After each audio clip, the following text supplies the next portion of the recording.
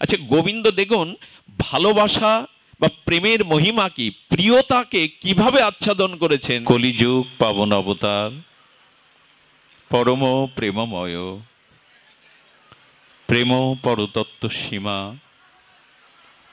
রাস বিলাসের চরম পরিণতি, প্রেম বিবর্ত বিলাস শ্রীমূর্তি, সভজন বিভজন সর্বপ্রয়োজন অবতার সার শিরোমণি, শ্রী শ্রী নদিয়ানন্দ আনন্দ কন্দ গৌর নিত্যানন্দের মহা অনুকম্পায়, শ্রী শ্রী ব্রজ নবযুবদন্দ রাধা মাধবের অহৈতুকী করুণায়, বঙ্গজননীর বঙ্গবসুন্ধরার আজ শ্রী শ্রী হরিপুরুষ শ্রী হরিনাম সত্যের পরাকাষ্ঠা শ্রীমূর্তি, শ্রী শ্রী বন্ধু সুন্দরের শ্রী অঙ্গন, যেখানে অনন্ত মাধুর্য সৌন্দর্য মহামহিমা বিরাজিত, যেখানের প্রতিটি ধূলিকণায় মেশানো আছে ব্রজ অনুরাগ, প্রেমানুরাগ, আছে হরিনামের সেই মহামহিমা কণা। শৈশব থেকে শ্রীঅঙ্গনের নামে হৃদয় হতো উচ্ছ্বসিত পুলকিত। সেই শ্রী শ্রী হরিপুরুষ বন্ধু সুন্দরের এই মহালীলাস্থলী বিলাসস্থলী শ্রীঅঙ্গনে এই বৈকালিক মহাভাগবতীয় ভক্তিযজ্ঞের এই হরিকথা সুধামৃত যজ্ঞের শুভারম্ভে প্রারম্ভে অস্মদীয় পরমারাধ্য জীবন ধন জীবন সর্বস্ব প্রাতঃস্মরণীয় পরম বন্দনীয় শ্রী শিল গুরু মহারাজের রাতুল আতুল পাবন পদার বিন্দে পরাধ্য কোটি দণ্ডবৎ প্রণতি। এই শ্রী অঙ্গনে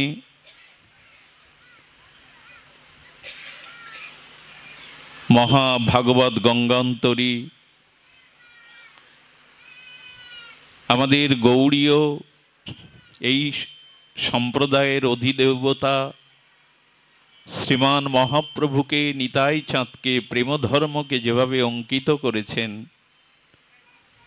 সদ্যপাতক নাশিনী স্রোতস্বিনী গঙ্গার মতো শ্রী গৌর কথা, গীতা ধ্যান, চণ্ডী চিন্তা, যেভাবে তিনি জগতে প্রচার করেছেন তার সমহিমায় সগরিমায়, সারা বিশ্ব আজ ঋণী আমরা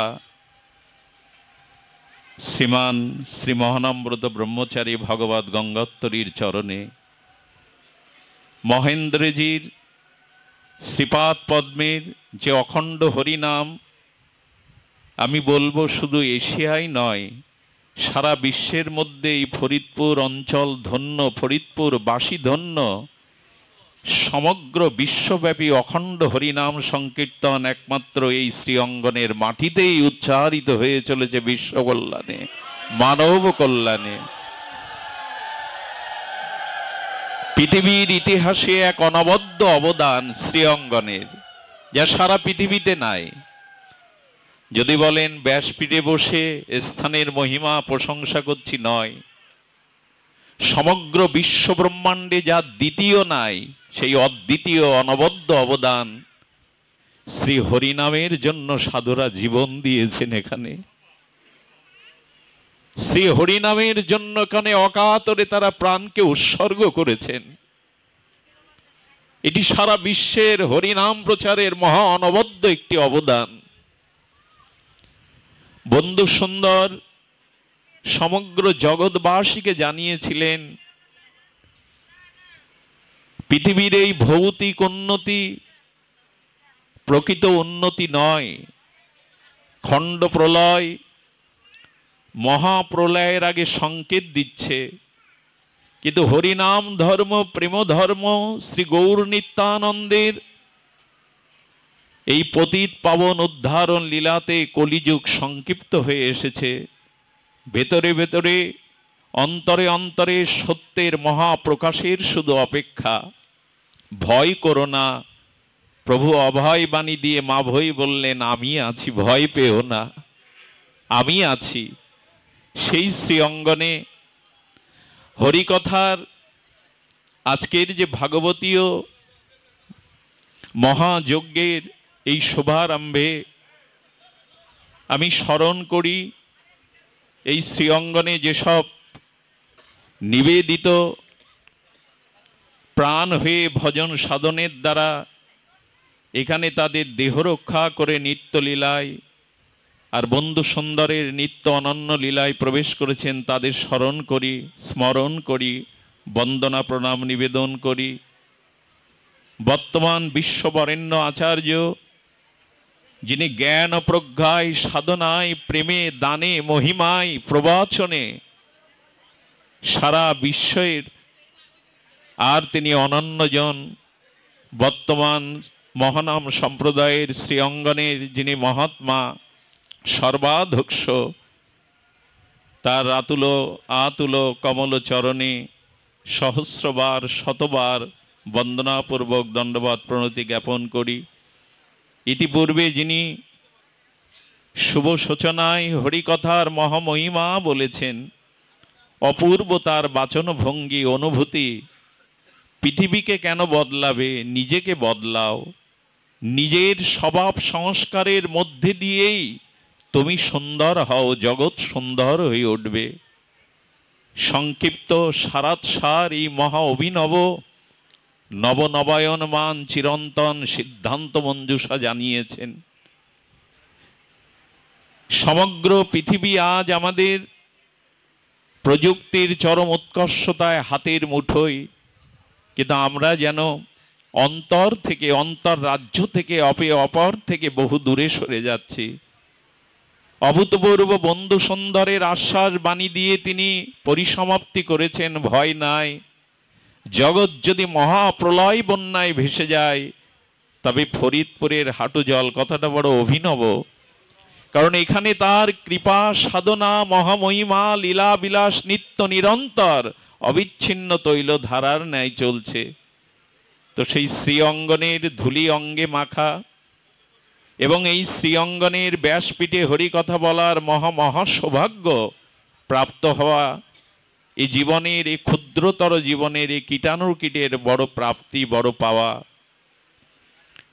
সমস্ত সন্ত সাধুজন, মহতজন, বৈষ্ণব কুলতিলোকজন, মহাপ্রভু অনুরাগী, গৌর অনুরাগী জন, বন্ধু সুন্দরের একান্ত চরণাশ্রয়ে নিজজন, শরীরজন, সকল ভক্ত চরণে দিন অতি দিনের সশ্রদ্ধ দণ্ডবত প্রণতি। সুধীজন, শ্রীমদ্ ভাগবত সর্ববেদান্ত সার অমল পুরাণ প্রথমেই জানিয়েছেন, সবৈপুংসং বিশ্বাসকেন কথা সুজা ন উৎপদায়েদ যদি রতিং শ্রম এব হি কেবলম।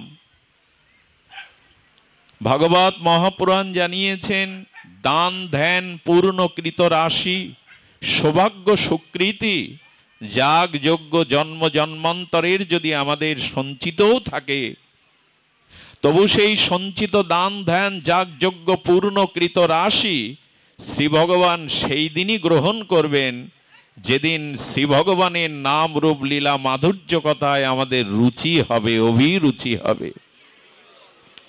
সবৈপুংসং বিশ্বাসকেন কথা সুজা ন উৎপাদায়েদ যদি রতিং শ্রম এব হি কেবলম। জন্ম জন্মান্তরের দান ধ্যান যাগ যজ্ঞ পূর্ণকৃত রাশি যদি একত্রিত হয়, তবু ভগবান সেগুলি গ্রহণ করবেন সেই দিন, যেদিন ভগবানের নাম রূপ লীলা কথাতে আমাদের রুচি হবে। বিশ্বাস কেন কথা সুজা ন উৎপাদায়েদ যদি রতিং, যদি হরি কথাতে রুচি না হয়, বন্ধু সুন্দরের লীলায়, গৌর লীলাতে ভগবানের অসমধ্য মাধুর্য, নামরূপ লীলাতে যার রুচি হয়নি, জানতে হবে তার পূর্ণকৃত রাশি ভগবান এখনো গ্রহণ করেননি। শ্রমৈব হি কেবলম। লক্ষ্য করবেন, কোন মানুষ দীর্ঘদিন যদি তার জঠরগ্নির ক্ষুধা না থাকে, তবে সেই মানুষ অসুস্থ বোধ করি আমরা। কারো যদি ক্ষুধা না থাকে, এটা তার শারীরিক অসুস্থতা। সমাধানের জন্য আমরা সুচিকিৎসকের শরণাপন্ন হই যে আমার ক্ষুধা কেন লাগে না। বহুদিন ধরে যদি খাদ্য অন্ন ব্যঞ্জনে রুচি না থাকে, ক্ষুধা না থাকে, এটা যেমন শরীরের ব্যাধি, তেমনি হরি কথাতে যার ক্ষুধা নাই, রুচি নাই, জানতে হবে এটা তার ভবব্যাধি। যদি ভগবানের নাম রূপ লীলা কথাতে কারো রুচি না হয়, জানতে হবে এটা জন্মান্তরীণ তার ব্যাধি। সুচিকিৎসকের পরামর্শে যেমন রুচি ফিরিয়ে আনতে হয় ঔষধি গুণের দ্বারা, সুচিকিৎসকের পরামর্শ শরণাপন্নের দ্বারা, তেমনি সাধু সঙ্গে, মহৎ সঙ্গে হরিকথা প্রসঙ্গ শ্রবণ করতে করতেই আমাদের এই রোগ যাবে। হরিকথা শ্রবণের উৎকণ্ঠা, ব্যাকুলতা বাড়বে। প্রেম বিনা তো ধর্ম নয়। সারাটি জীবন প্রতিটি অক্ষরে মহানামজি লিখেছেন তার অনবদ্য অবদানের এই মর্মস্পর্শী ভাষায় জগতে প্রেম প্রয়োজন। শ্রীমান মহাপ্রভুর প্রয়োজন তত্ত্বকে তিনি যেভাবে ব্যাখ্যা করেছেন গৌর কথাতে, তা গৌরীয় বৈষ্ণবজনের পরমহংসগণের বড় আস্বাদ্য। তার প্রেম নিয়েই আজকে সামান্য একটু কথা।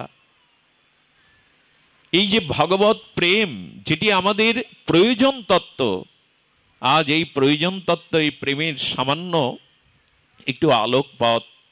কারণ এখানে কথা বলতে আমার কণ্ঠ রুদ্ধ হয়ে আছে। হৃদয়ে প্রেরণা অনুরঞ্জন হলেও মনে হচ্ছে এ স্থান সাধারণ স্থান নয়।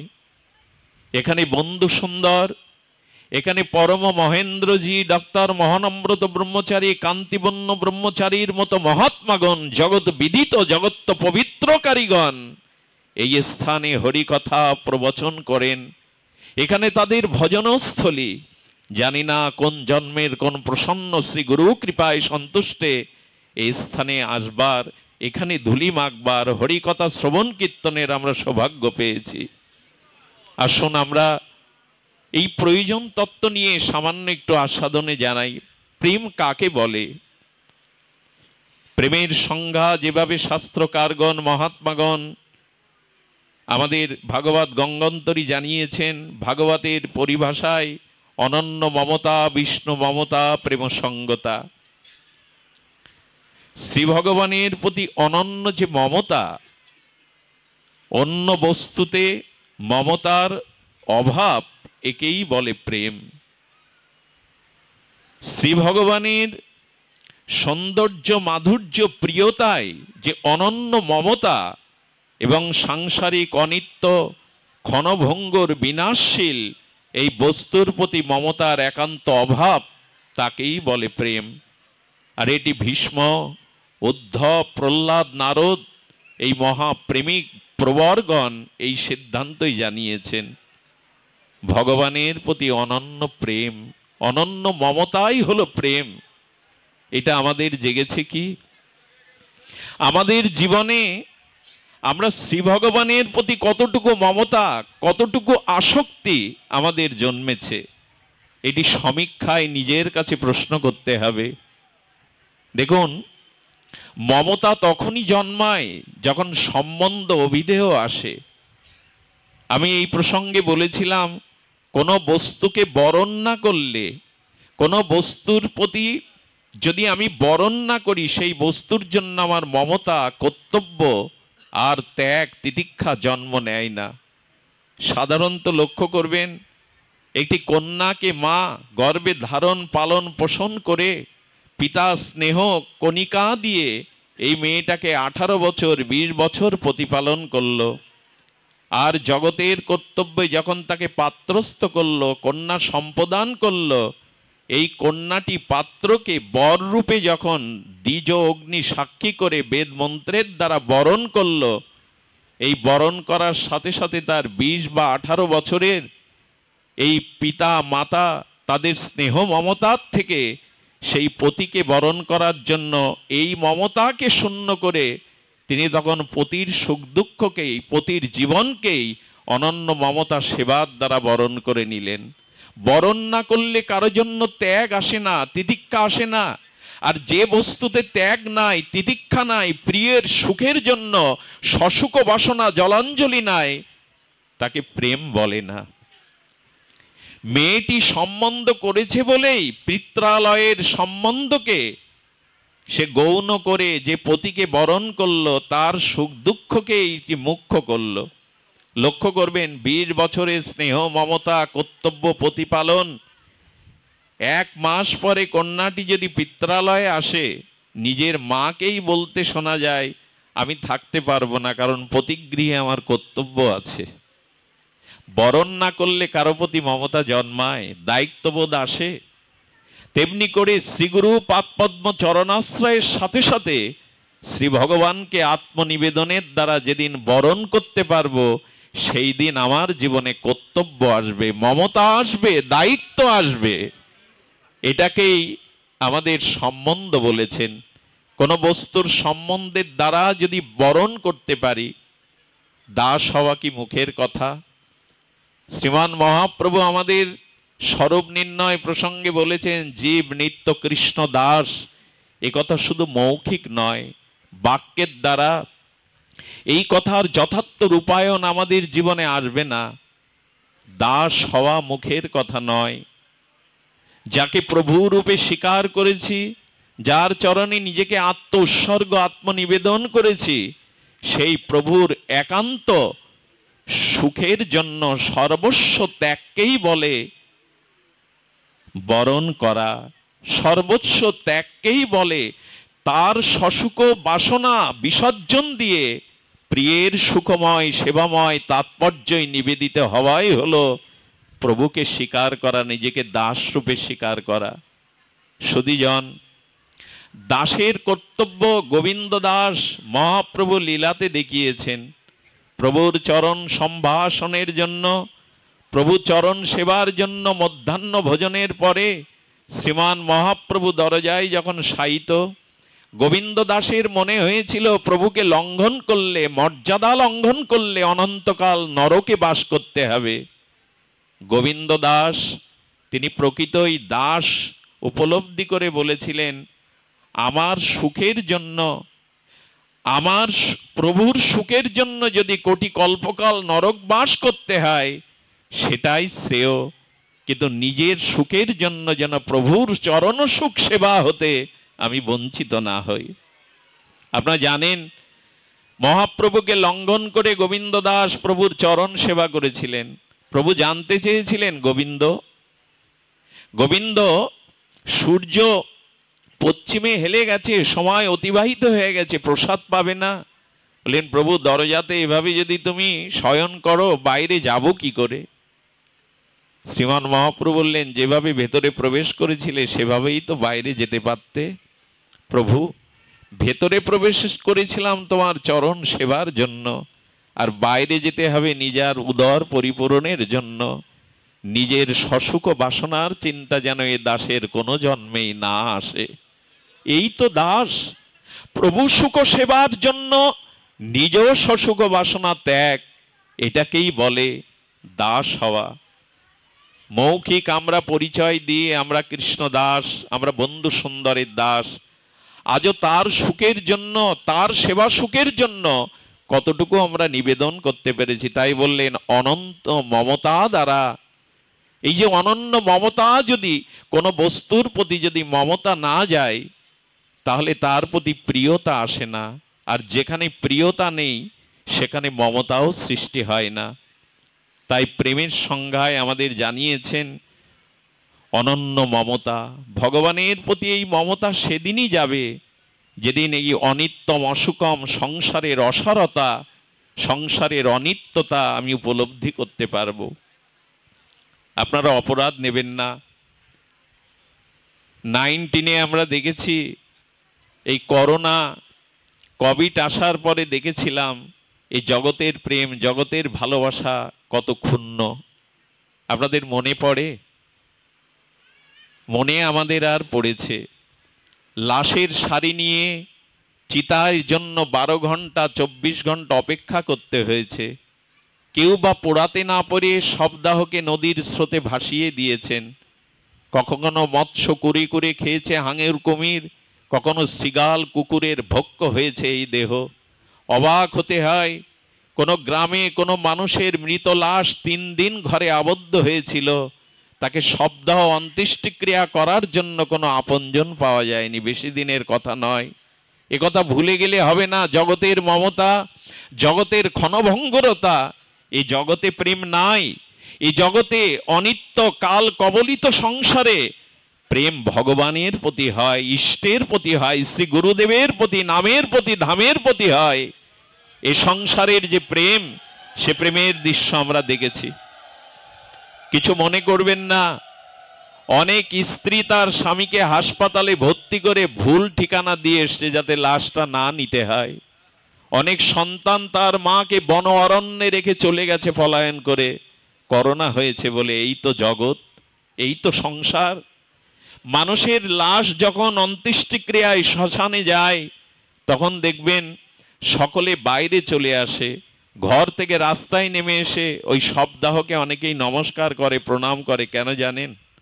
এই জন্য, তুমি যে অন্ত্যেষ্টিক্রিয়ায় শ্মশান যাত্রায় চলেছ, আমাকেও তুমি স্মরণ করিয়ে দিলে আমারও দুপা এগিয়ে যাওয়ার, আমাকেও শ্মশানে যাওয়ার, আমারও মৃত্যু সন্নিকটে তুমি জানালে, তাই তাকে নমস্কার করা হয়, প্রণাম করা হয়। দেখবেন ট্রেনের টিকিট কাটবার জন্য ওই খিড়কির সামনে যে টিকিটটা যে পায়, সবার লক্ষ্য তাকে সামনে যে আসে, যিনি টিকিট পেয়ে যান, তখন সব মানুষ লাইনে দাঁড়ানো তার দিকে তাকায়। কেন জানেন?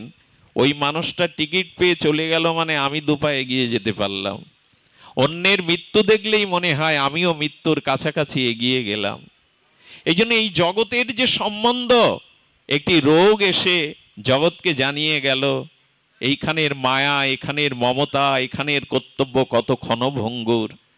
এই জন্য আসুন শ্রীগুরু পাদপদ্মা আশ্রয় করে শ্রী ভগবানের প্রতি যে অনন্য মমতা, অনন্য আমাদের যে আসক্তি, প্রীতি, রতি, এগুলি সৃষ্টি তবে এগুলি হবে না। যার প্রেম হয়েছে, যার নব অনুরাগ হয়েছে, তাদের সঙ্গ করতে হবে, তাদের কৃপাসিক্ত হতে হবে।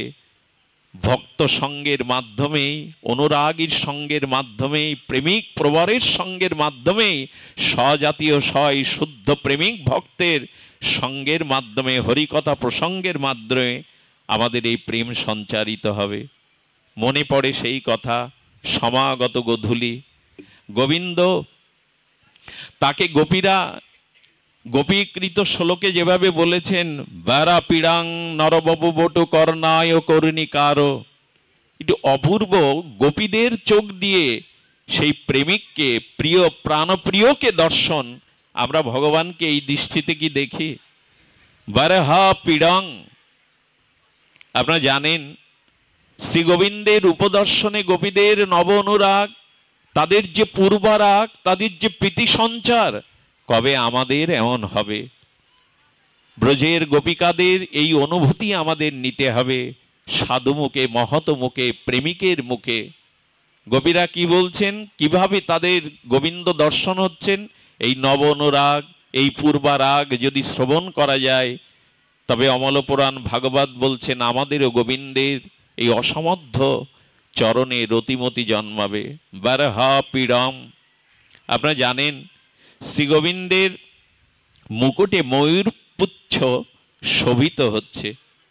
আচ্ছা, এই ময়ূর পুচ্ছ কোন ময়ূরের পেখমটি, পিচ্ছটি গোবিন্দ মস্তকে ধারণ করেছেন সর্বাপতি উত্তমঙ্গ শ্রীমস্তকে? শুনুন তাহলে, প্রত্যেক ময়ূরের পিচ্ছ গোবিন্দ মস্তকে ধারণ করেননি। মুরলীর ধ্বনিতে গোবিন্দ শ্যামসুন্দর ত্রিভঙ্গ মুরারি যখন সেই রাধা নামে ধ্বনিত, তার মুরলীর ধ্বনি ধ্বনিত হচ্ছে, বৃন্দাবনের ব্রজের আকাশ বাতাস মোহিত হচ্ছে। রাধারানী এসেছিলেন যমুনাতে জল নিতে, রাধারানীর একান্ত প্রিয় এক ময়ূর, বংশীর মধ্যে শ্রী শ্যামসুন্দরের রাধা নাম শুনতে শুনতে শ্রবণে তার কর্ণ পীযূষ রাধা নাম শুনতে শুনতে এগিয়ে এলেন। শ্রী গোবিন্দের সম্মুখে এসে মুরলীর ধ্বনিতে ময়ূরটি নৃত্য করতে লাগলেন।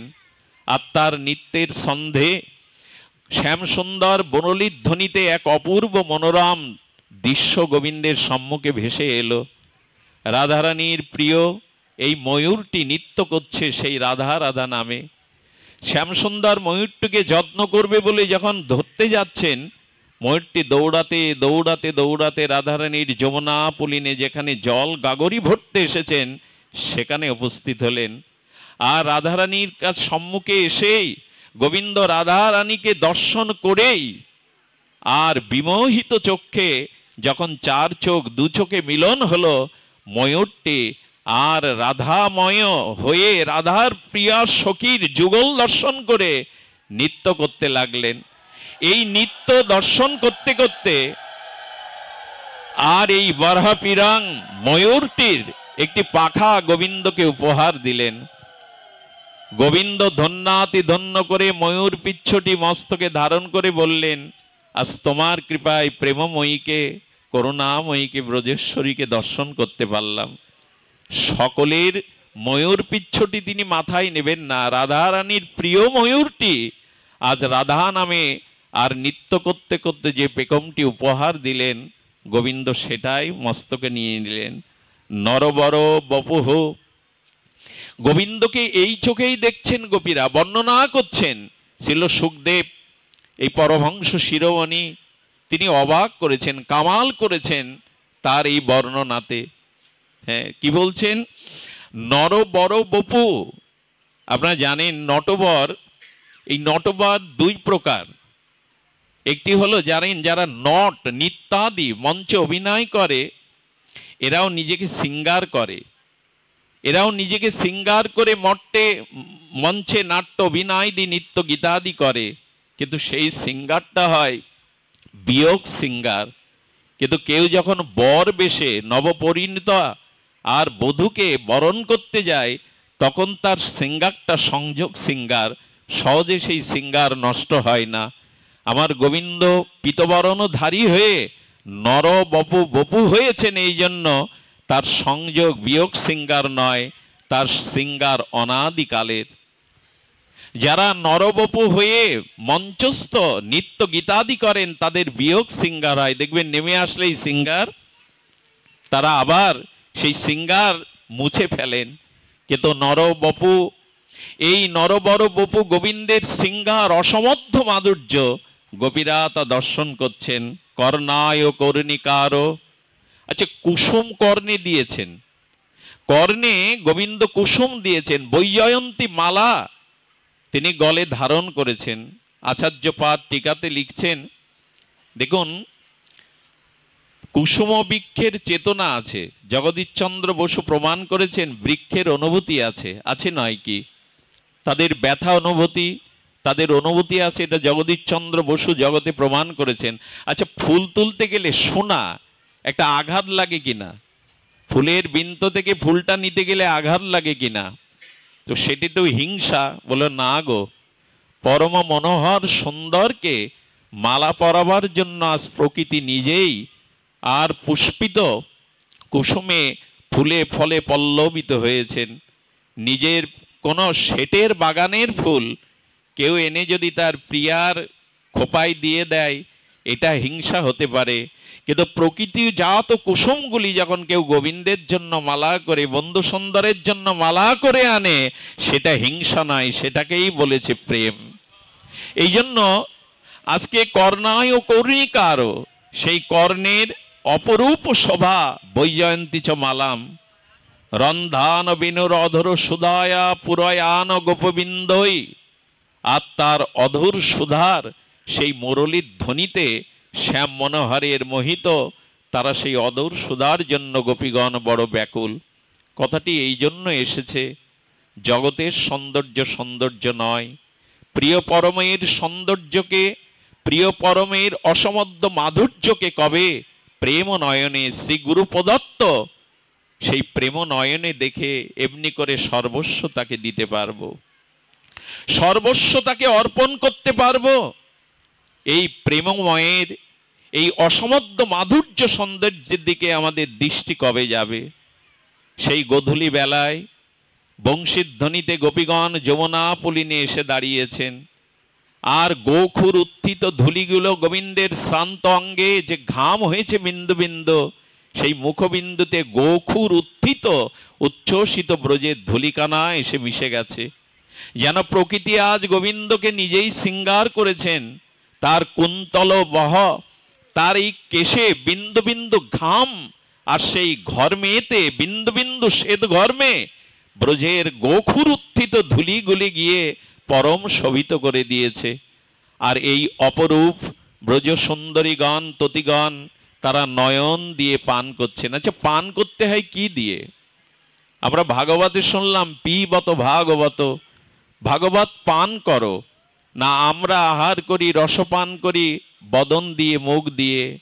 ভাগবত বলছেন কর্ণ দিয়ে হরিকথার অসমৃত পান করো, আর গোপীগণ বলছেন নয়ন দিয়ে সেই মধু সুন্দরের পরম সৌন্দর্যকে তুমি পান করো, নয়ন দিয়েই পান করো।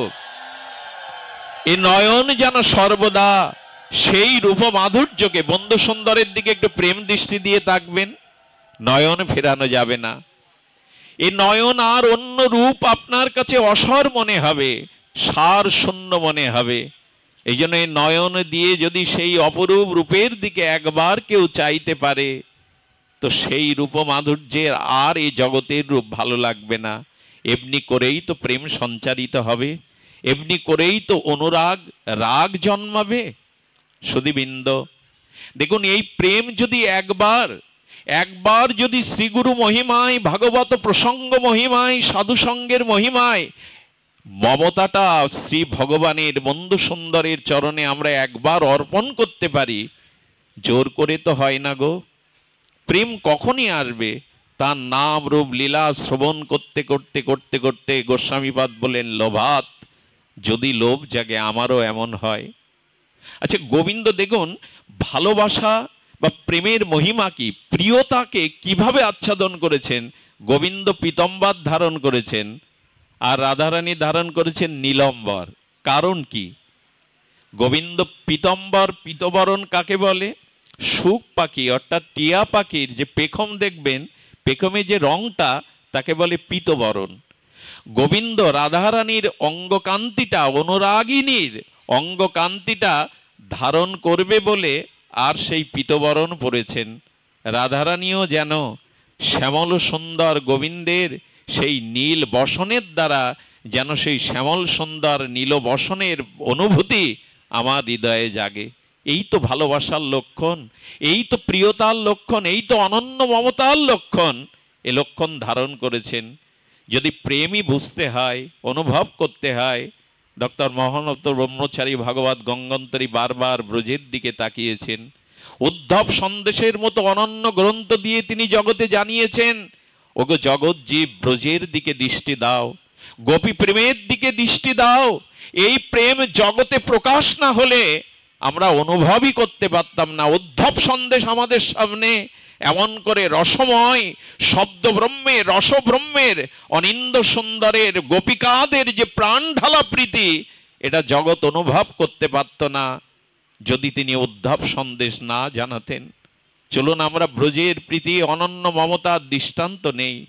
বহুবার নবনবায়নমান শুনলেও পুরাতন মনে হয় না। গোপীদের অনুরাগ বলতে গিয়ে, মমতা বলতে গিয়ে টিকাকারগণ বলছেন, নারদজি যমুনা পুলিনে আর চলেছেন, তিনি দেখছেন কিছু গোপী ব্রজসুন্দরী ততিগণ তারা যমুনায় বসে যোগ ধ্যান করছেন। গোপীরা যোগ বোঝে, ধ্যান বোঝে? তাদের ধ্যান তো একমাত্র গোবিন্দের নাম রূপ লীলাতেই, তারা অন্য কিছু জানেও না, বোঝেও না। সুধীজন, যখন গোপীরা ধ্যানে মগ্ন যোগ অবলম্বন করেছে, নারদজি গিয়ে আর বিনাতে মধুর কলতানে জয় কুঞ্জ বিহারী, জয় রাধা মাধব যখন সংকীর্তন করেছে, গোপী চক্ষু মেলে দেখছেন দেবশ্রীপাদ নারদ। গোপীগণ, তোমরা কিসের ধ্যান করছো? তোমরা কেন যোগ অবলম্বন করছো? বললেন, কৃষ্ণকে হৃদয় থেকে তাড়াবো বলেই যোগ অবলম্বন করেছি। পৃথিবীতে একথা আর কেউ বলেনি। নারদজি বলছেন, দেবর্ষিবাদ বললেন, যুগ যুগান্তর মণিগণ আর অমলাত্মা বিমলাত্মাগণ তারা শ্রীকৃষ্ণকে হৃদয় পদ্ম কমলে একটু বসাবে বলে কত ধ্যান, কত যুগ যুগান্তর যোগ অবলম্বন করছে। আর কৃষ্ণকে হৃদয়ে তাড়াবে বলে তোমরা যোগ অবলম্বন করছো? বলো, আমাদের ব্রজনাথকে যদি হৃদয় থেকে তাড়াতে না পারি, তাহলে আমার বেঁচে থাকাই দুরূহ হয়ে গেছে, আমার সংসার করাও দুরূহ হয়ে যাবে। কেন গোপী? শুনবে? তবে নারদ শোনো, সকালবেলা আমি যখন গাভী দহন করছি, সেই গাভী দহনকালে, আচ্ছা ওরা যখন গাভী দহন করতো কি ভাবনা থাকতো জানেন? ভাবনা থাকতো এই দুগ্ধশালিনী গাভীর দুগ্ধগুলি দিয়ে অম্লযোগে দধি করে মাখন করে গোবিন্দ সেবায় যাতে লাগে। এই তন্ময়তার গোবিন্দের অনুধ্যান চিন্তন করতে করতে গোবিন্দ এসে বলছে, গোপী, মা যশোদা কাল ভালো করে আমার উদর পরিপূরণ করে সেবা দেয়নি, বড় ক্ষুধার্ত আমি। গোপী বলছেন, আমি কি করতে পারি? তা দুগ্ধটা পাত্রে না ফেলে বাটটা আমার মুখের দিয়ে টানো না, কিছুটা দুগ্ধ আমার মুখে পড়ুক। গোপী যখন দুগ্ধের বাটটা গোবিন্দের বদনে দেওয়ার জন্য গোবিন্দ বদনের দিকে ধরে টানছেন, দূর থেকে শাশুড়ি মাতা এসে বলছেন, বাহ, দুগ্ধের পাত্রে দুগ্ধ না দিয়ে দুগ্ধটা মাটিতে ফেলছো। শাশুড়ির তো আর ওই দৃষ্টি নাই যে গোবিন্দই দুগ্ধটা পান করছেন। কত গালি শুনতে হয় জানো? সব সময় যদি সেভাবে অন্তরে বাহিরে আর আমার সমস্ত কাজ ভুল হয়ে যায়, দুপুরে মধ্যাহ্নে রন্ধনশালায় আমি কড়াইতে জল দিতে গিয়ে আর জ্বলন্ত কাঠেই জল দিয়ে কাঠ নিভিয়ে দিয়েছি, বলো তো রন্ধনও তো হয় না আমার। তাকে যদি হৃদয় থেকে না তাড়াতে পারি, আমি সংসারে টিকতে পারবো না। জানো, মাঝে মাঝে রন্ধনের দায়িত্ব পড়লে রন্ধনশালায় পরমান্ন লবণ দিয়ে বসি, আর পরমান্নতে লবণ দিয়ে বেশি শর্করাটা দিয়ে বসি অন্য বস্তুতে, রন্ধনও তো হয় না। শোনো তবে, বিকালবেলা ঘর পরিপাটি করে সাজিয়ে এসেছি, আর গোবিন্দ এসে, প্রাণনাথ ব্রজনাথ এসে সমস্ত ঘর আলুথালু করে দিয়ে যায়। একদিন ক্রোধ করে না, সেই গোবর ঘুটে দিতে গিয়ে গোবরটা ছুঁড়ে মারলাম রাগ করে। পড়বে না পড়বে না, শাশুড়ির মুখে গিয়েই পড়লো। বলো তো, কৃষ্ণকে না তাড়ালে, হৃদয় থেকে তাকে না সরালে কি করে আমার জীবন, কি করে আমার কর্ম চলবে? এই হলো অনন্য মমতা। নয়নে বচনে সকল কর্মে সকল মননে সকল হৃদয় তন্ত্রে তাদের এই অনন্য ভগবানের মহিমায় বিরাজিত হয়। একথা আবেগের নয়, যুক্তি দিয়ে একথার কাছে পৌঁছানো যাবে না। যুক্তিতে সব হয় না। মাতৃস্তনে মহানামজি বলেছেন, মাতৃস্তনের অমৃত দুগ্ধ পাওয়ার জন্য সিরিঞ্জ ব্যবহার করো না, সিরিঞ্জে রক্ত আসবে। শিশু সরল ক্ষুধার্ত হয়ে যদি মায়ের কোলে শিশু ওঠে, তবে অমৃত স্তন থেকে দুগ্ধ খরিত হয়। সব কিছু যুক্তি দিয়ে মাপা যায় না। এক গোপী মাতাই কি যেন বস্তু নিয়ে ফেরি করে ফিরছে ব্রজের পথে পথে। ওগো ওগো, তোমরা কেউ নিদ্রা কিনবে? একথা বিচার দিয়ে নয়, একথা ভাব দিয়ে শ্রবণ করুন। এই ভাব রাজ্যে, এই প্রেম রাজ্যে সবসময় যুক্তি সেখানে পৌঁছাতে পারে না। গোপীগণ আবেশে বলতে বলতে চলেছেন, ওগো তোমরা কেউ নিদ্রা কিনবে, ঘুম কিনবে? কেউ তাকে উন্মাদিনী পাগলিনী ভাবলো। কিন্তু এক গোপী এসে বলছেন, ওগো গোপী, আমি ঘুম কিনতে চাই, ঘুম আমার কাছে বিক্রি করো। সুধীজন, ঘুম কখনো বিক্রি করার জিনিস? ঘুম কেউ বিক্রি করতে পারে? তো যিনি ক্রেতা হয়ে এসেছেন তিনি বলছেন, কেন তুমি ঘুম বা নিদ্রাকে বিক্রি করতে এসছো? বলো, কেন জানো? আমি ললিতা সখীর ধ্যান করতে করতে ললিতা সখীর দর্শন পেয়েছিলাম। তাকে নিবেদন করেছিলাম, একবার আমার কুঞ্জে মাধবকে পাঠাও। আমি ললিতা সখীর আশীর্বাদ বর পেয়েছিলাম। আমি নিকুঞ্জ মন্দিরে কুঞ্জ সাজিয়ে বধূর জন্য অপেক্ষাও করেছিলাম। কিন্তু জানো, অপেক্ষার প্রহর গুনতে গুনতে গুনতে গুনতে ভোরবেলা আমার নিদ্রা নেমে এলো।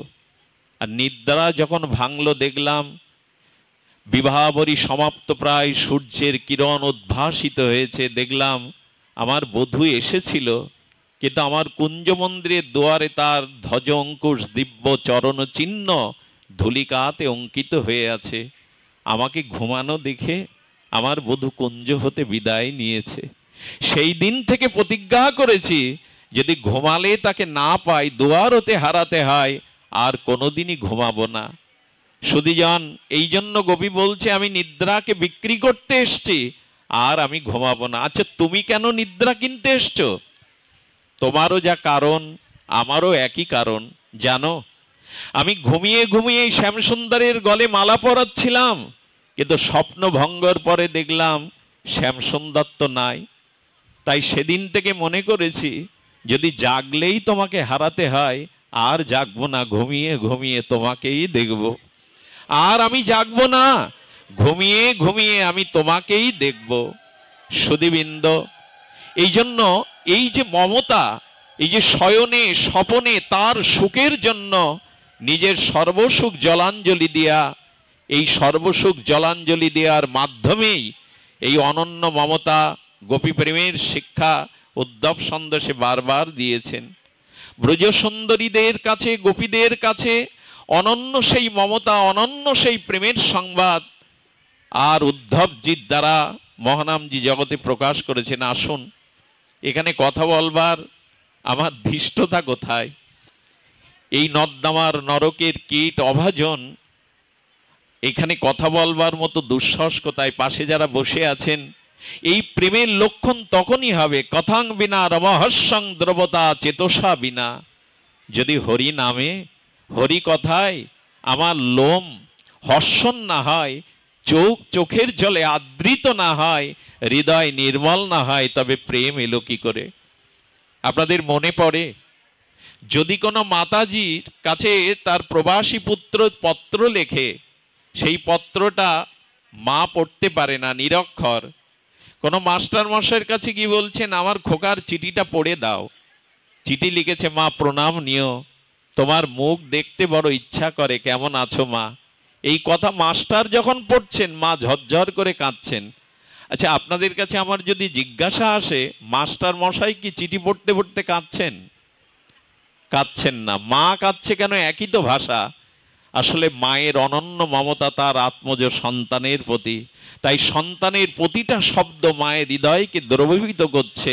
তার প্রতিটা কথা হর্ষণ এবং দ্রব্য চেতসা, তার ভিতরে চেতনায় উপলব্ধিতে দ্রবীভূত হচ্ছে হৃদয়।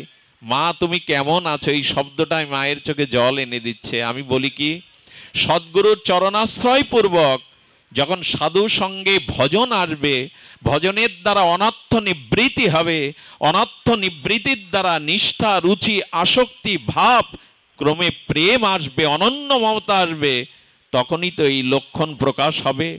চিত্তের দ্রবতা ব্যতীত আমাদের অনন্য মমতার প্রকাশ কিভাবে হবে?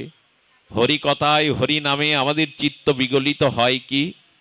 হরি কথায়, হরি নামে যতদিন আমাদের চিত্ত বিগলিত, দ্রবীভূত না হচ্ছে, দেখুন ভাব কিন্তু, ভাবের লক্ষণ কিন্তু প্রেম বলা হয়নি। আমরা দুর্বল চিত্ত অনেকেই হরি নামে হয়তো গড়াগড়ি দেই, অশ্রু বিসর্জন দেই, কিন্তু সেই অশ্রু যদি আমার স্বভাব সংস্কার না করে, আমার চিত্তকে নির্মল না করে, ভগবানের প্রতি মমতা না আনে, তবে সেটা বিকার মাত্র, সেটাকে ভাব বলা যায় না, প্রেম বলা যায় না। এই জন্য প্রেমের লক্ষণে বলেছেন, সম্যক মসৃণ সাত মমতা ওশিয়া সুক্ত। সম্যক ভাবে হৃদয় যখন অত্যন্ত গাঢ় মমতার আবেশ আসবে, তখনই তো প্রেম বলা যাবে। নিজের দিকে প্রশ্ন করুন তো, শ্রী ভগবানের নামে বিগ্রহ দর্শনে আমাদের এমনটা হয় কিনা? আমাদের দ্রবীভূত হয় কিনা? তটস্থ লক্ষণ বলেছেন এবং স্বরূপ লক্ষণ বলেছেন। তো সেই স্বরূপ এবং তটস্থ লক্ষণে যেদিন হরি কথাতে, হরি নামে চিত্ত বিগলিত হবে, হৃদয় দ্রবীভূত হবে, চোখের জলে আর্দ্র হবে হৃদয়, স্বভাব সংশোধন হবে, ভগবানের প্রতি অনন্য মমতা জাগবে, তাকেই তো বলে প্রেম। এই মমতার ছোট্ট একটা দৃষ্টান্ত দিয়েই আমি পাঠ বিশ্রাম রাখবো, আমি বলবার ভাষা হারিয়ে ফেলেছি, আমি এখানের যোগ্য নই, এ স্থানের যোগ্য নই, তবু কৃপা করে বন্ধু সুন্দর আজ এই শ্রীনাম মহানাম সম্প্রদায়ের এই শ্রীঅঙ্গন কৃপা করে এই জীবাধমকে ব্যাসপীঠে বসিয়েছেন। বারবার বলছে আমি যোগ্য নই, তবু বলবো এই অনন্য মমতার একটি দৃষ্টান্ত দিয়েই আমরা পাঠ বিশ্রাম করব। এই মমতা, এই হৃদয় দ্রবীভূত হওয়া আমাদের প্রেমের লক্ষণ সেদিনই ভাব প্রকাশ হবে যেদিন এই অনন্য মমতায় আমরা ভালোবাসতে পারবো। আপনাদের মনে আছে সুবল সখা গোবিন্দের সাথে খেলতে খেলতে হঠাৎ উঠে যাচ্ছেন, আর লীলাতে যখন উঠে যাচ্ছেন শ্রী গোবিন্দ সখার হাত ধরে বলছে, প্রাণ সখার কোথায় যাচ্ছ? সুবল বলছে আমি শ্বশুরালয়ে যাচ্ছি কানাই। গোবিন্দ বলছেন আমিও যাব। বলে শ্বশুরালয় কি, কাকে বলে? কোনো গ্রাম? গোবিন্দ জানে না শ্বশুরালয় কাকে বলে। বলে কোনো গ্রাম? তো যদি কোনো গ্রাম হয় আমি সেই গ্রামে যাব, শ্বশুরালয়ে যাব, আমাকে নিয়ে যাও। আচ্ছা শ্বশুরালয় কাকে বলে কানাই তুই কি বুঝিস? বলে না বলেই তো তোর সাথে শ্বশুরালয় যাব। বললেন বিবাহ করার পরে যে সহধর্মী বা স্ত্রী পাওয়া যায় সেই স্ত্রীর আর ভূমিষ্ঠ স্থানকেই স্ত্রীর পিত্রালয়কে শ্বশুর বাড়ি বলে। তুই তো বিয়ে করিসনি, এই জন্য তোর জন্য শ্বশুর বাড়ি নয়। ও বধূকে আনতে যাচ্ছিস, তবে আমিও তো শ্বশুর বাড়ি যাওয়ার স্বাদ জাগছে, তো তুই নিয়ে যাবি না? তবে কথা দে তোর বধূকে আনলে তুই আগে আমাকে দেখাবি। সুবল বলল কথা দিলাম, বধূ আনলে আগে তোকে দেখাবো। আর কিশোর গোপাল মার আঁচল ধরে বলছেন মা আমাকে বিয়ে দাও, কারণ আমি শ্বশুর বাড়ি যাব। যশোদা মা বললেন নন্দ বাবাকে বলবো কানাই তোর জন্য পাত্রী দেখতে বলবো, আর তোকে বিয়ে দেবা এ স্বাদও আমার। এই বলে গোবিন্দকে নিরস্ত করলেন। আর সেই বৈকালিক সময়ে সুবল আসছে দেখে আর পথের দিকে চেয়ে আছে, বধূ দেখব, আমি নববধূকে দেখব। গোবিন্দ বড় আশা নিয়ে উৎকণ্ঠা নিয়ে আছে। রথ থেকে নামলো বটে। সুবল সখা যাকে বিবাহ করে আনলেন তার নাম মাধবী দাসী। মাধবীর মা আসার সময় বলছে, মাধবী রে আমি তোর গর্ভধারিণী, একটা তোর কাছে নিষেধাজ্ঞা আছে। বৃন্দাবনে এমন একজন আছে, প্রতিজ্ঞা কর তার মুখের দিকে তাকাবি না। কে সে মা? তোর স্বামী সখা, তাদের প্রাণপ্রিয় বন্ধু কানাই। কানাইয়ের মুখপানে যেন কখনো চাইবি না। কেন মা? পতির সখার দিকে তাকাবো না কেন? বলে ওর দিকে যারা একবার দৃষ্টি দিয়েছে তাদের সংসার চুলোই গেছে রে, তাদের আর সংসার করা হয়নি, তাদের সংসারের মমতা ছিন্ন ভিন্ন হয়ে গেছে। আমার আদেশ, মায়ের আদেশ, সংসার বিচ্ছিন্ন হয়ে যাবে, সব মমতা নষ্ট হয়ে যাবে যদি ওদিকে একবার ফিরে তাকাস। আর মাধবী তখন ঘোমটাটা বুক পর্যন্ত নিয়ে অপেক্ষা করছে। ব্রজের রথ থেকে যখন লাভলো না, কৃষ্ণ বড় উৎকণ্ঠা নিয়ে গিয়ে বলছে, সুবল বধূ কেন ঘোমটা পরা, একবার দেখা বধূর মুখ, নূতন বইয়ের মুখটা দেখা। সুবল কানে কানে মাধবীকে বলছেন, আমার সখা এসেছে, প্রাণ সখা, তুমি ঘোমটাটা উত্তোলন করো, তুমি তোমার মুখটা দেখাও, দেখতে চাইছে। মুখ ইশারা করে তার পতিদেবকে বলছেন, নিষেধ আছে, আমি ওনাকে মুখ দেখাবো না। সুবল আমার মুখ দেখবে না, ওর মুখটা দেখতে দেবে না, এত আশা করে এসেছি। আসলে কি হয় জানেন, এ জগতে নয়ন পেয়েছিলাম যে কারণে, তাকে দেখা হলো না। এ নয়নের সার্থকতা হলো শ্রী ভগবানকেই দর্শন করা, প্রাণ প্রিয়কে দর্শন করা। অক্ষ ফলং তাদিশ দর্শন হয়ে, আমাদের চোখের ফল লাভই হলো ভগবানকে দর্শন করা, মাধুর্য মূর্তিকে দর্শন করা, শ্রী গুরুপাদপদ্মকে দর্শন করা, ভক্ত বদনকে দর্শন করা। আসলে আমাদের জীবনে এই হয়, যাকে দর্শনের জন্য চোখ পেলাম তাকে দর্শন করতে পারলাম না। অক্ষ ফলং তাদিশ দর্শন হি, গাত্র ফলং গাত্র স্পর্শ হি। এই দেহ পেয়েছি শুদ্ধ ভক্তকে আলিঙ্গন স্পর্শ পাওয়ার জন্য। এ দেহের সাত্ত্বিকতা শুদ্ধ প্রেমিকতম স্নিগ্ধ ভক্তের স্পর্শ পাওয়া।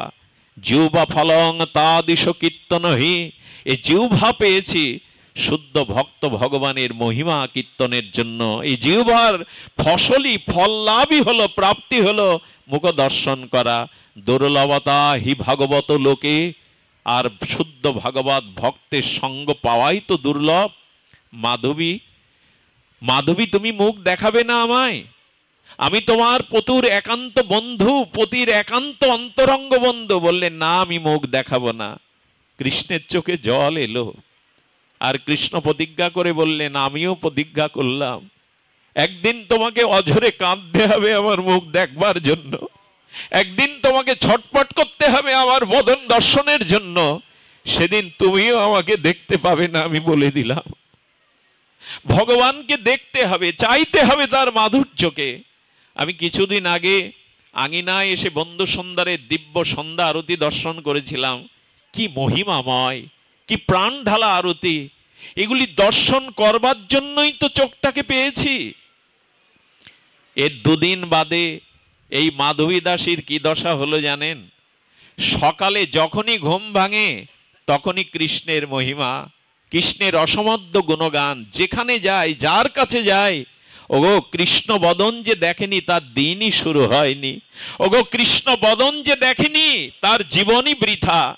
এভাবে যেখানে যায় কৃষ্ণ মহিমা, কৃষ্ণ মাধুর্য, কৃষ্ণের লীলা অবলোকন।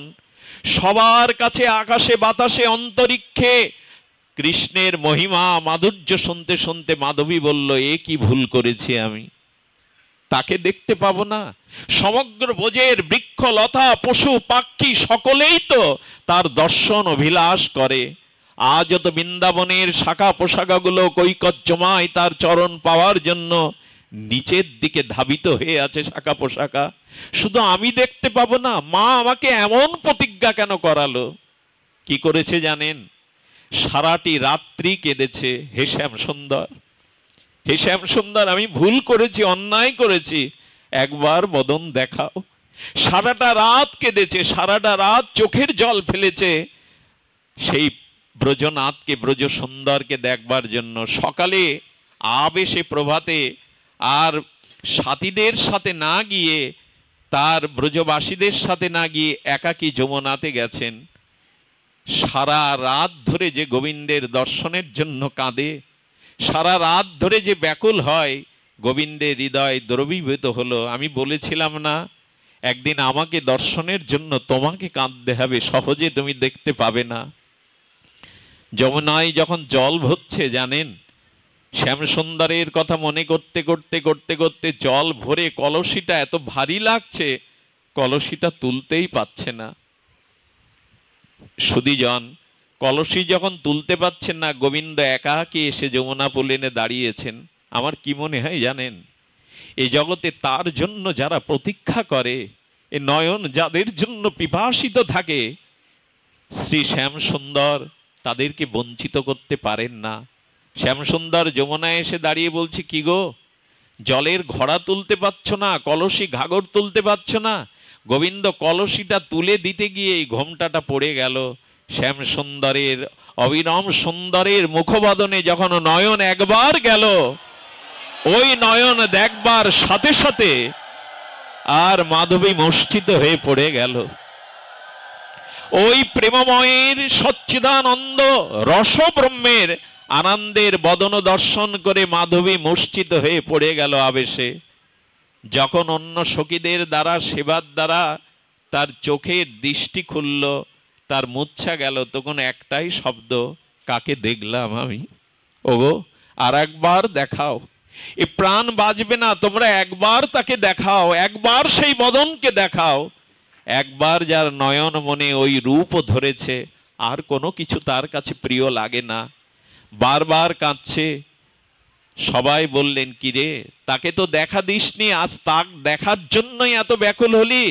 ওরে তুই আর কাউকে না, আমাদের ব্রজনাথকে, শ্যামসুন্দরকে, প্রিয়কেই আজ দেখেছিস তুই। সেই যে ঘরে গেল মা, আর তার সংসার কাজে মন বসে না। যত ঘর অন্ধকার করে, অন্ধকারের জ্যোতির্ময় সেই বদনই তার, সেই নয়নই তার নয়নে ভেসে আসে। সেই প্রেম রঞ্জিত নয়নে এমনি করে সে বারবার বারবার ব্যাকুল হয়, কাঁদতে থাকে। সুধীজন, আর একদিন সুযোগ হয়েছিল, যেদিন গিরিরাজ ধারণ করেছিলেন গোবিন্দ, গিরিধারী হয়ে যেদিন ধারণ করেছিলেন, সেই দিন এসেছিল। সেই দিন মাধবীও সকলের সাথে, আর গিরিরাজের দর্শন এসে দেখছে গিরিরাজকে দর্শন করতে পারছে না। সেই দিনই সমস্ত সখীবৃন্দ নিবেদন করেছিল, রাধারানীও নিবেদন করেছিল, শ্যামসুন্দর মাধবী তোমায় দেখতে চাইছে, দর্শন দাও। সে কেন তোমায় দেখছে না? বললেন, ওই মুখ আমাকেও সে দেখতে দেয়নি, ওকে বলে দাও এ জন্মে আমাকে আর পাবে না, এ জন্মে আমার দর্শন সেবা অনুরাগ পাবে না। তবে আশীর্বাদ করছি আগামী জন্মে তিনি মীরাবাই হয়ে জন্ম নেবেন। এই মাধবী হলো আমাদের এই যুগের মীরা। মীরা হয়ে যখন জন্ম নেবে, তখন মীরা আমাকে দর্শনের জন্য, আমাকে প্রাপ্তির জন্য তার রাস সুখ ছেড়ে, সসুখ বাসনা ছেড়ে মীরা ভিখারিনী হয়ে রাস্তায় বেরোবে। মীরা, আমার জন্য তোমায় কাঁদতে হবে, সর্বসুখ জলাঞ্জলি দিতে হবে। এই মীরা জানেন, তিনি মেওড়ায় যে পরিবারে জন্মেছিলেন, বিবাহ হয়েছিল, আর রাজ পরিবারে রাজবধূ হয়ে রাজ সুখ সয়নি। এই মীরা কাঙালিনী ভিখারি হয়ে কত পরীক্ষা, কত লাঞ্ছনা, কত গঞ্জনা পেয়ে ব্রজের পথে উঠেছিলেন। ব্রজের নগরে নগরে যখন তিনি কীর্তন করছেন তার গিরিধারীর, শ্যামসুন্দর ব্রজবাসীকে বলছেন, যাও, মীরা 2-3 দিন মুখে কোনো আহার দেয়নি, তোমরা মীরাকে যে একটু প্রসাদ মিলাবে, সে গোবিন্দের কৃপা পাবে, সে গিরিধারীর কৃপা পাবে, যাও। মীরাকে এনে যখন সবাই ব্রজবাসীরা প্রসাদ দিচ্ছে, বলে, আমি প্রসাদ পাইনি। কে বলল? বলে, জানো, এক কিশোর বালক ঢেড়ি পিটিয়ে বলছেন মীরা কিছু মুখে দেয়নি, যাও মীরাকে প্রসাদ দিয়ে এসো। বৃন্দাবনের অলিতে গলিতে এই সংকীর্তন নিত্য দ্বারা মীরা যখন এমনি করে পাগলিনী প্রায় হয়ে তাকে খুঁজছে, একদিন গোবিন্দই তাকে স্বপ্নে নির্দেশ দিলেন, মীরা, তোমার স্থান দ্বারকায়, তুমি দ্বারকায় যাও। এই প্রেম তাকে কাঁদিয়েছিল, এই দর্শনের জন্য সে বড় ব্যাকুল হয়েছিল। সে রাজ রানী হয়ে সর্বসুখ জলাঞ্জলি দিয়ে পথে বেরিয়েছিল। এই বাবাজিরা যেমন তাদের জীবনের সব কিছু বন্ধু সুন্দরের চরণে দিয়ে নিজের জীবন যৌবন সুখ সমৃদ্ধি সংসারের সব অর্পণ করে দিয়েছে, এমনি করে দেওয়াই তো অনন্য মমতা, এমনি করে সমর্পণ করাই তো প্রভুকে ভালোবাসা। প্রেমের জন্য যদি কিছু ত্যাগ না করলাম, তবে সে প্রেম নয়। মীরা চলে গেল দ্বারকাধীশ মন্দিরে। মন্দিরে দর্শন করতে করতে পূজারীকে বলল, বাবা, আর একবারের জন্য দেখতে দাও সেই মুরালী মোহনকে। দ্বারকাধীশকে দর্শনের আশায় বলল, মীরা, তোমাকে কি বাধা দেবে? মীরা, যাও, মন্দিরের মধ্যে যাও। সেই মন্দিরে প্রবেশ করে তার গিরিধারী লালের সামনে মীরা গীতাঞ্জলি পুষ্টে বলেছিল, আর দূরে রেখো না তুমি, তোমার নিত্য লীলাতে আমাকে কৃপা করে, তোমার বদন না দেখে বড় ভুল করেছি, তোমার ভজন না করে বড় ভুল করেছি, আজ আর দূরে রেখো না, আমি আর পারবও না, তোমার নিত্য লীলাতে আমাকে নিয়ে নাও। মীরা আকুল ক্রন্দনে প্রাণের প্রীতি জানিয়ে যখন তার দ্বারকাধীশকে নিবেদন করেছে, কি বলবো, মীরার এই অন্তরের প্রার্থনাতে দ্বারকাধীশ মীরাকে আত্মসাৎ করে নিলেন, মীরাকে নিজের মধ্যে লীন করে নিলেন। তার গিরিধারী মীরার কাপড়ের অবশিষ্ট অংশটা গিরিধারীর মুখে পাওয়া গিয়েছিল। আমি এইটুকু নিবেদন করব, আসুন শ্রীগুরু মহিমায়, বন্ধু সুন্দরের মহিমায় হৃদয়ে ইষ্টকে এভাবেই অনন্য মমতার দ্বারা, হৃদয় দ্রবীভূত দ্বারা এই জগতে যদি দেখতেই হয় নয়ন ভরে, শুধু যেন তার মূরতি দেখি, যদি দেখতেই হয় সবার মধ্যে তাকে দেখি, আর এমনি করে এই ব্যাকুলতায় অনন্য মমতায় জীবনের বাকি দিনগুলো যেন সেই ভালোবাসার প্রিয় পরমের চরণেই নিবেদন করতে পারি। আমি আজ আপনাদের বড় বড় অপরাধ করে বসেছি আপনাদের চরণে। এত অসংখ্য শুদ্ধ ভক্তদের এই শ্রী অঙ্গনে বলবার মতো আমার যোগ্যতা, দক্ষতা, পাণ্ডিত্য, বিদ্যা কিছুই নাই। তবু বলবো, এই ধুলি মাখবার, এই স্থানে এসে দর্শন করবার বড় লালসা ছিল। বন্ধু সুন্দর সেই লালসা পূর্ণ করলেন। এই শ্রীঅঙ্গন আপনারা যারা পেয়েছেন তারা ধন্য, আমাদের বঙ্গদেশ ধন্য, যে এই শ্রীঅঙ্গন আমরা পেয়েছি। আসুন এই শ্রীঅঙ্গনের ধুলি মেখে আজকে আমরা বন্ধু সুন্দরের চরণে এই নিবেদন করি, যেন এই জন্মেই তোমার প্রতি অনন্য মমতা হয়, এই জন্মেই তোমার চরণে আমরা আত্মনিবেদন করতে পারি। এইটুকু জানিয়ে আপনাদের সকলের, না বাবা আর নয় বাবা, আমি যোগ্য নহি বাবা।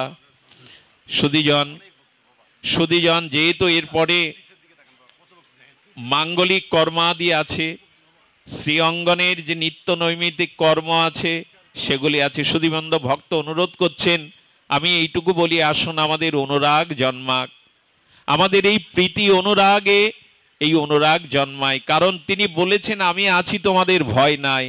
আর চারিদিকে যে ভীত সন্ত্রস্ত, আজকে চারিদিকে যে আমাদের অভয়তা নাই, নির্ভয়তা নাই, এর একমাত্র কারণ প্রাণ তাকে না দেওয়া, নিজের সর্বস্ব তাকে না দেওয়া। আসুন সেই অনন্য মমতায় আজকে দিতে চেষ্টা করি। এইটুকু শুধু ভক্তের একটি কথা, আজ্ঞাকে মাথায় না নিলে অপরাধ হবে। আমি প্রায়শ বলি, সেবাই আমাদের মূল ধর্ম, সেবা ভিন্ন কখনো প্রেম আসতে পারে না। সেই সেবার একটি দৃষ্টান্ত আমি পড়েছিলাম বন্ধু সুন্দরের জীবনীতে। একটা অনুরোধ করি আপনাদের, একটা অনুরোধ আপনাদের কাছে, একটা নিবেদন করি, আসুন আমরা একটু সেবায় ব্রতী হই। আপনাদের মনে আছে, আমার চরিত্রটা স্মরণ নেই, বাবা হয়তো বলবেন, আপনাদের মহারাজ বলবেন, বন্ধু সুন্দরের একজন সেবক ছিলেন, আপনারা জানেন, আমি নামটা মনে করতে পারছি না। সেই মহারাজ প্রভুকে সেবা দিতে দিতে বন্ধু সুন্দর একদিন সেবার থালি সামনে থাকলেও বন্ধু সুন্দর সেবা নেননি। এমনি করে 2 দিন 3 দিন অতিবাহিত হলো। বন্ধু সুন্দর যখন সেবা নিলেন না, তখন এক প্রিয় ভক্তকেই নিবেদন করছেন, আমার সেবা কেন বন্ধু সুন্দর গ্রহণ করছে না? বলেন, জানো কেন? সবাই শ্রীঅঙ্গনে আসে, সবাই যখন প্রভুর দর্শন না পায় তখন বলে, প্রভুর একান্ত সেবক উনি, ওনার চরণে যান, ওনাকে নিবেদন করুন। সবাই গিয়ে যখন ওনাকে প্রণাম করে, স্তুতি করে, তখন ওনার মধ্যে একটা অভিমান কাজ করেছিল, আমি প্রভুর সেবক। এই অভিমানটা যেই এসেছে, বন্ধু সুন্দর হরিপুরুষ তার হাতে আর সেবা গ্রহণ করলেন না। এক প্রাচীন তার গুরু ভাতা বলে দিলেন, যাও আজকে রান্না করতে যাও, রসুই করতে যাও, তবে রসুই যদি করতে চাও তো চোখের জলে অভিমানটাকে আগে ভাসিয়ে দাও, তবে যদি প্রভু নেন। মনে পড়ে সেদিনের কথা, সেই কাঠগুলিকে, রন্ধনের কাঠগুলিকে বুকে জড়িয়ে ধরেছেন মহেন্দ্রজির। উনি, ধন্যবাদ ওনার চরণে সহস্রপ্রণতি, মহেন্দ্রজি কাঠগুলো হাতে নিয়েছেন। একবার হৃদয় দিন, কথাটির দিকে ধ্যান দিন। কাঠগুলো হৃদয় নিয়ে বলছেন, ওরে শুকনো কাষ্ঠ হয়ে এসে পুড়ে পুড়ে তার সেবায় লাগলি, নিজেকে পুড়িয়ে ছাই করে কয়লা করে তার সেবায় লাগলি, এ দেহ মন তো তার সেবায় লাগলো না। কাঠকে বুকে নিয়ে এই অনুভূতি জানাচ্ছেন, ওরে পুড়ে পুড়ে নিজে ছাই হয়ে কয়লা হয়ে আর প্রভুর সেবায় লাগলি, এ দেহ তো তার সেবায় লাগলো না। বিন্দু বিন্দু চোখের অনুতপ্ত অশ্রু অভিমান ভেসে যেন ওর উপরে পড়ছে। উনি চাউলগুলিকে, তন্ডুলগুলিকে নিয়ে বলছেন, ওরে তোরা ছিলি কঠোর, আর তোদের এই জলে, ফুটন্ত জলে পুড়িয়ে পুড়িয়ে তোরা হলি কোমল।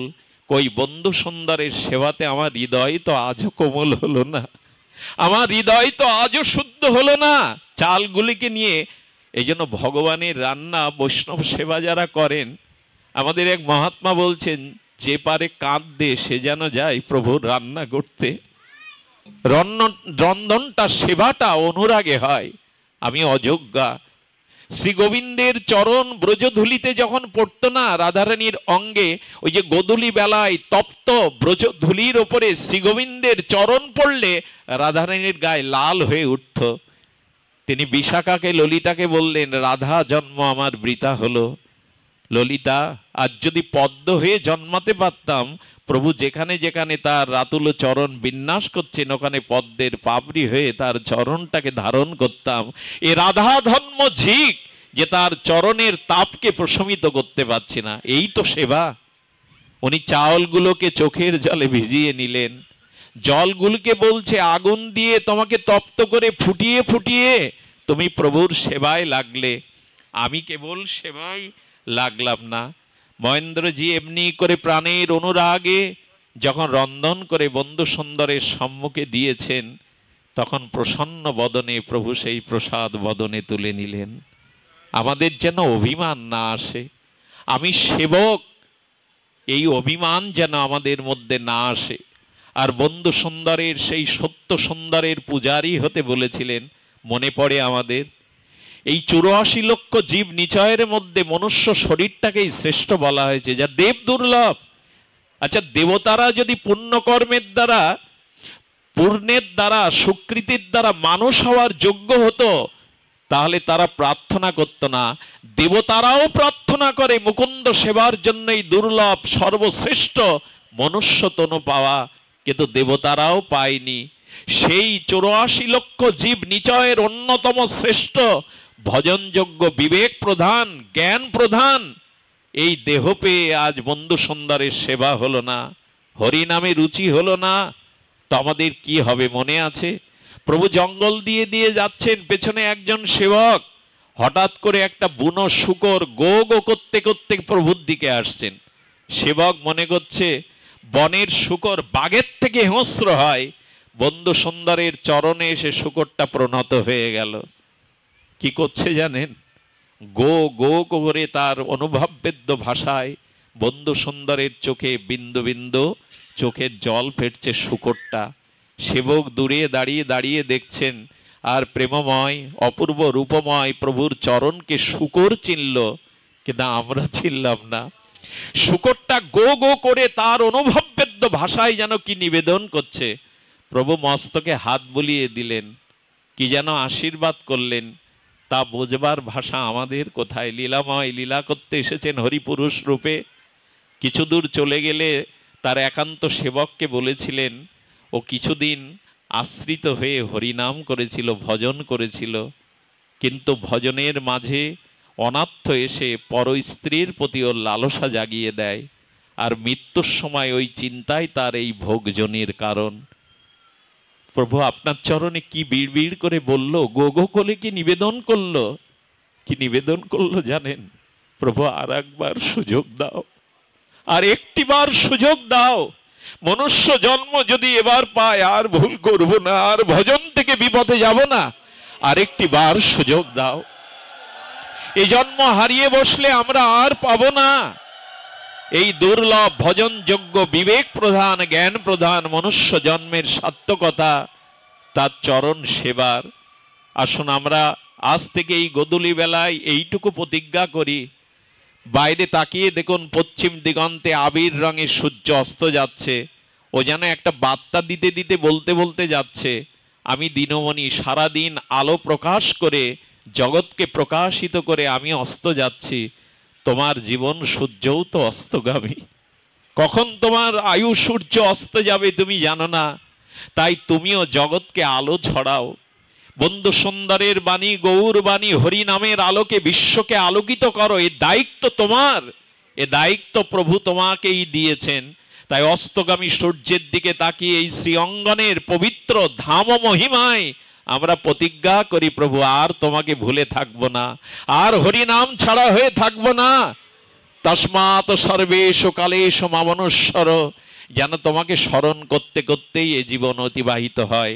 জয় হোক বন্ধু সুন্দরের, জয় হোক হরিপুরুষের, জয় হোক আজকের এই মহাভাগবতের।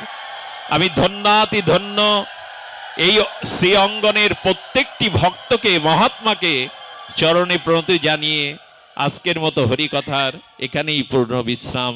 বাবাজি মহারাজ পুষ্পাঞ্জলি জানাবেন। তিনি